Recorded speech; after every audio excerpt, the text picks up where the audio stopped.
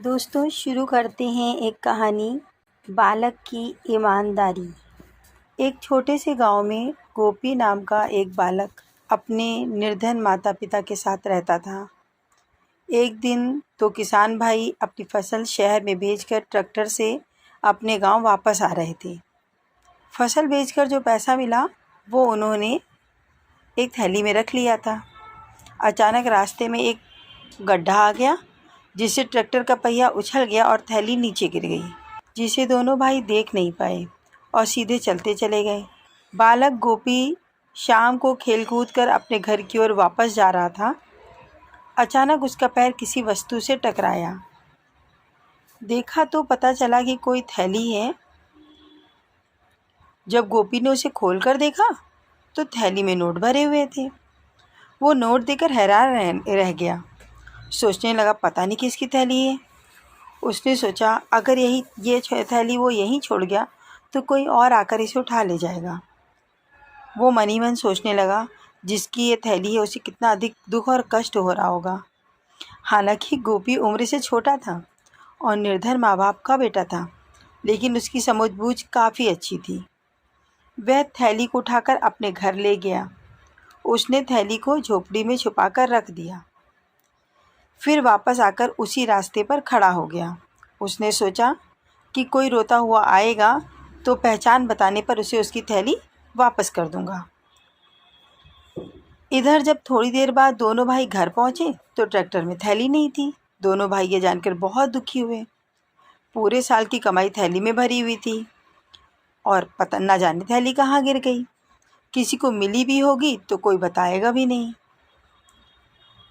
फिर उन्होंने सोचा कि शायद अभी वह किसी के हाथ ना लगी हो। यह सोचकर दोनों भाई टॉर्च लेकर उसी रास्ते पर वापस थैली ढूंढने के लिए निकल पड़े। रास्ते में उन्हें छोटा बालक गोपी मिला। गोपी ने उन दोनों से कुछ भी नहीं पूछा, लेकिन उसे शंका हुई कि ये कुछ ढूंढ रहे हैं, हो ना हो ये थैली इन्हीं की है। उसने उनसे पूछा, क्या आप कुछ ढूंढ रहे हैं? उन दोनों ने उसकी बात पर कोई ध्यान नहीं दिया। उसने दोबारा पूछा, क्या आप कुछ ढूंढ रहे हैं? उन्होंने उसे कुछ भी नहीं बताया और दोनों आगे बढ़ते जा रहे थे। गोपी उनके पीछे पीछे चलने लगा। गोपी समझ गया कि नोटों वाली जो थैली संभवतः इन्हीं दोनों की है। उसने तीसरी बार फिर पूछा तो चिल्लाकर एक भाई ने बोला, अरे चुप हो जा और हमें अपना काम करने दे। एक तो हमारा दिमाग खराब है और दिमाग ना खराब कर। अब गोपी को पूरा यकीन हो गया कि यह थैली अवश्य इन्हीं की है। उसने फिर पूछा, अगर आपका कुछ खो गया है तो मुझे बताइए। दोनों भाई एकदम रुक गए और बोले, हाँ। गोपी बोला, क्या खोया है? वो बोले, हमारी थैली गुम हुई है, क्या तुम्हें पता है? गोपी ने कहा, पहले पहचान बताइए। जब उन्होंने पहचान बताई तो बालक उन्हें अपने घर ले गया और टोकरी में रखी थैली उन दोनों भाइयों को सौंप दी। दोनों भाइयों की प्रसन्नता का कोई ठिकाना नहीं था। दोनों गोपी की ईमानदारी पर बड़े हैरान थे। उन्होंने इनाम के तौर पर उसे कुछ रुपए देने चाहे, पर गोपी ने मना कर दिया। बोला, यह तो मेरा कर्तव्य था। दूसरे दिन दोनों भाई गोपी के स्कूल पहुंच गए। उन्होंने बालक के अध्यापक को पूरी घटना सुनाई और कहा, हम सब विद्यार्थियों के सामने इस बालक को धन्यवाद देने आए हैं। अध्यापक ने बालक की पीठ थपथपाई और पूछा, बेटा, पैसे से भरी थैली के बारे में आपने अपने माता पिता को क्यों नहीं बताया? गोपी बोला, गुरुजी, मेरे माता पिता निर्धन हैं।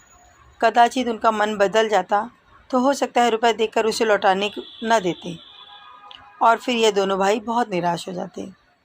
यह सोचकर मैंने घर वालों को थैली के बारे में कुछ नहीं बताया।